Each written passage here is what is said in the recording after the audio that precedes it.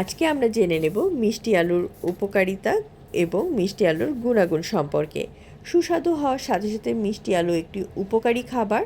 মিষ্টি আলু আমরা অনেকেই খেতে পছন্দ করে থাকি। আজকে জানবো এর গুণাগুণ। মিষ্টি আলুতে থাকা অ্যান্টিঅক্সিডেন্ট, ভিটামিন এবং খনিজ রোগ প্রতিরোধ ক্ষমতা বাড়াতে সাহায্য করে, ক্যান্সারের বিরুদ্ধে লড়াই করতে সাহায্য করে। মিষ্টি আলু অন্ত্র, হৃৎপিণ্ড এবং চোখের স্বাস্থ্য উন্নত করতে সাহায্য করে। এছাড়াও মিষ্টি আলু আমাদের শরীরে নানা ধরনের স্বাস্থ্য সুবিধা দিয়ে থাকে। আশ্চর্যজনকভাবে সেদ্ধ করার পরেও বেশিরভাগ পুষ্টি ধরে রাখতে সক্ষম মিষ্টি আলু। মিষ্টি আলু ভাজা বা রান্না করে খাওয়া আমাদের শরীরের জন্য উপকারী। মিষ্টি আলু শিশুর স্বাস্থ্যের জন্য অনেক উপকারী। এতে রয়েছে vitamin A, C, fibre, potassium. আর এই মিষ্টি আলু শিশুর জন্য অত্যন্ত পুষ্টিকর একটি খাবার।